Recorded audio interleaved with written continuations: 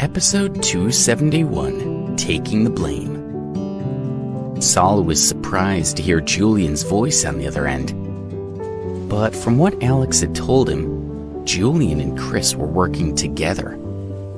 And now Julian was answering Chris's phone. Clearly they were in the same place.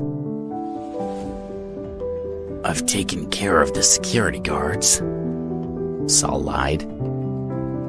"Great," Julian answered. "Good job, Saul."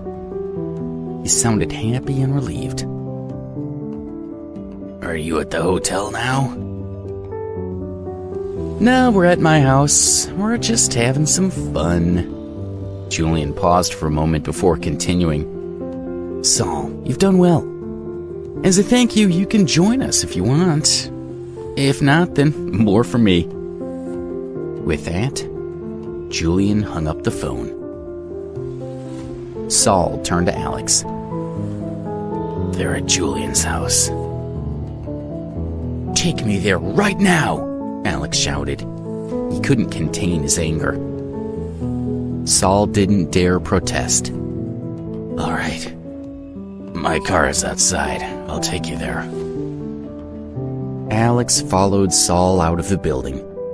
When they came out onto the street, the crowd that had gathered due to the commotion started slinking away. They got into Saul's car and drove away. Over at Julian's house, Chris came out of the bathroom hand in hand with the girl he had been with. Giggling, she ran ahead to the bed. Julian looked at him. He had always felt close to his cousin. They shared the same interests, and sometimes they indulged in them together.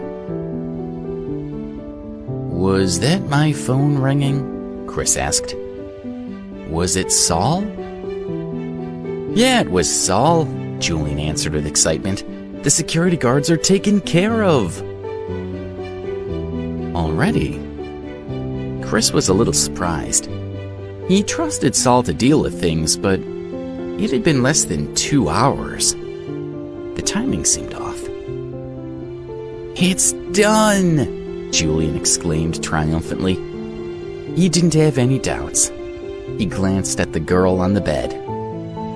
"Come on, let's celebrate. Take our mind off things." Chris smiled and felt his doubts melt away. He didn't know why he had hesitated, but he was back to normal. Meanwhile, Alex and Saul were getting closer. Julian lived in a luxurious community on the outskirts of Baltimore. When Alex and Saul approached, they saw that it was gated and protected by security guards. They drove up to the gate and were immediately approached by a security guard. "Who are you here to see?" the guard asked. "If you don't have a good reason to be here, you're not getting in." "We're here to see Julian," Saul exclaimed without looking at the security guard. He was anxious and uneasy. "He's expecting us. Call him and ask if you have to." The security guard became less sure of himself. 2 hours ago, he had seen Julian and Chris enter the community together, and he knew better than to disturb them when they were together. "Don't you recognize me?" Saul continued. "I'm telling you, call him if you're so unsure." Saul glared at the security guard with a fierce expression on his swollen face. In the dim light, his appearance startled the security guard. He remembered Saul. He had been on duty a month earlier when Saul had come to the community to do something for Chris. And he had heard of him. He had heard that he was an underground boxer and that he was a merciless fighter. He tried to compose himself, but on the inside, he was afraid of what Saul might do to him. "All right," he said.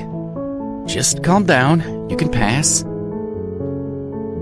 He opened the gate and Saul drove slowly up to Julian's villa.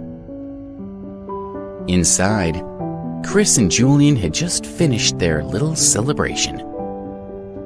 Chris rose from the bed, walked over to the chair where his clothes were hanging, and took out his cigarettes. "Are you really taking a break?"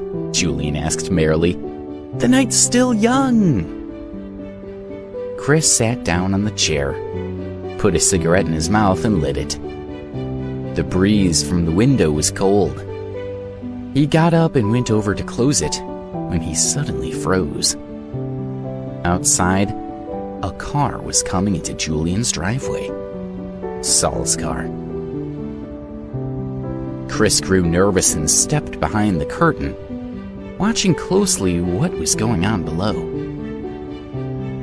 Two people got out of the car. One of them was Saul. The other was the little security guard, the one called Alex, the one that Saul supposedly had gotten rid of. Chris's mind was spinning. It all makes sense, he thought.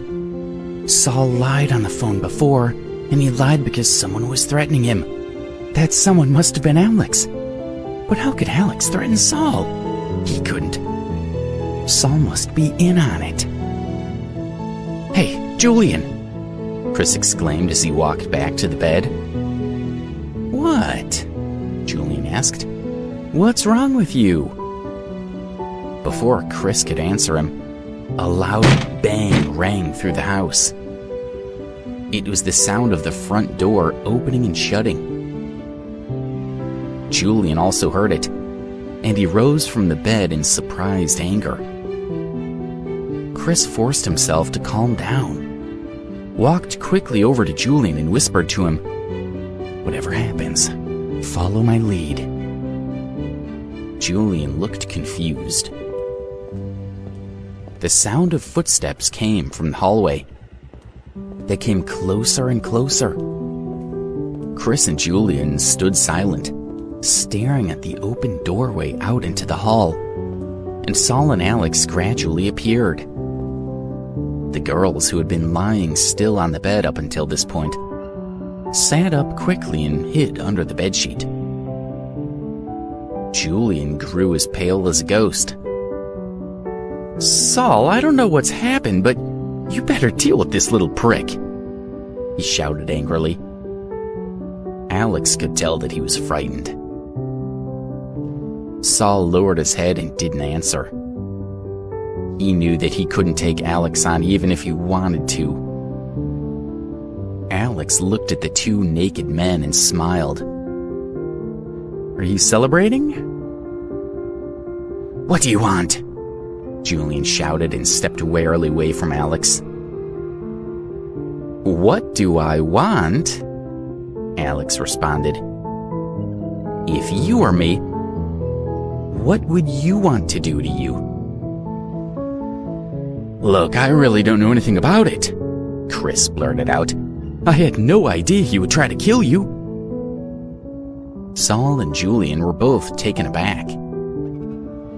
They both knew that killing Alex had been Chris's idea. But when Saul looked into Chris's eyes, he understood. He was playing a trick, and he needed Saul to play along. Julian gave Chris a puzzled look. He still didn't understand what was happening. Chris turned toward him. "Julian, why didn't you tell me? If I had known, I wouldn't have let you do it. It was a stupid thing to do." As he looked into Julian's eyes, he gave him a slight wink. Julian suddenly understood everything. Chris was asking him to take the blame. He was in a bind. If he accepted responsibility, he would suffer Alex's revenge. But if he didn't take the blame, Chris would never trust him again. And Chris's family was far more influential than his own. Losing their support would be a terrible blow. Julian had no choice but to do what Chris wanted. "I figured Saul could take care of it," he said to Chris with feigned remorse. "I was wrong." "So it was your idea?" Alex's eyes fixed on Julian, and temper flared.